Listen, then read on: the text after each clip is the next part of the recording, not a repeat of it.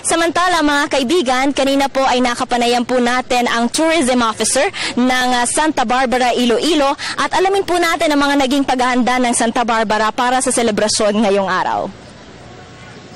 Miss Irene, gaano kahalaga po para mga Ilonggo ito pong selebrasyon ng Independence Day dito mismo sa Iloilo?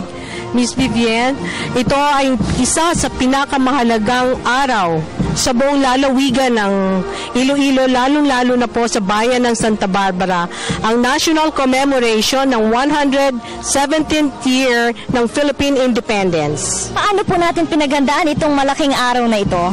Nagsimula po ito nung pag-restore ng aming simbahan at kombento.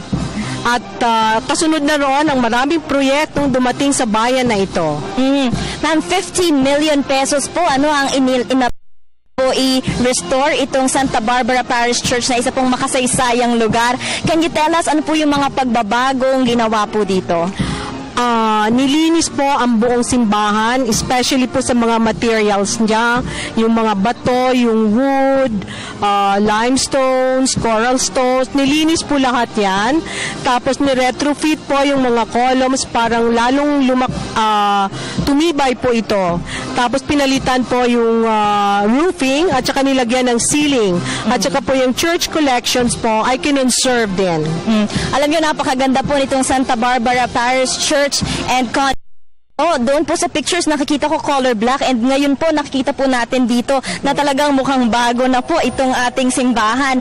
Yung pong ating mga kabataan, paano naman po sila nakiisa dito sa paghahanda po? Nakiisa dito ang mga kabataan sa pamamagitan ng pagbisita and to keep the entire municipality clean all the time. Yan po ang pinaghahandaan ng bayan ng Santa Barbara. Ma'am, paano po sa tingin ninyo magkakaroon ng epekto itong pag-celebrate ng Independence Day dito sa tourism po ng ating Santa Barbara, Iloilo? Ngayon po ang sinimula ng restoration namin at konbento ay more than double na po ang arrival ng tourists sa amin. Kahit kasalukuyang ginagawa po ang simbahan, napakarami na pong bumibisita.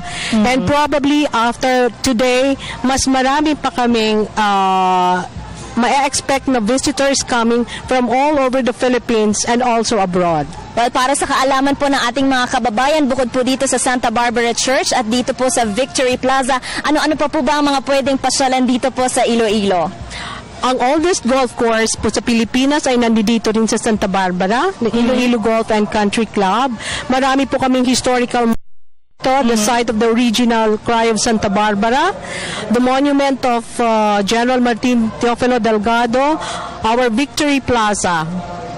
Maraming salamat po. Nakapanayan po natin mga kaibigan ang tourism officer ng Santa Barbara, Iloilo, si Miss Irene Magalion. Thank you very much. Thank you very much, ma'am.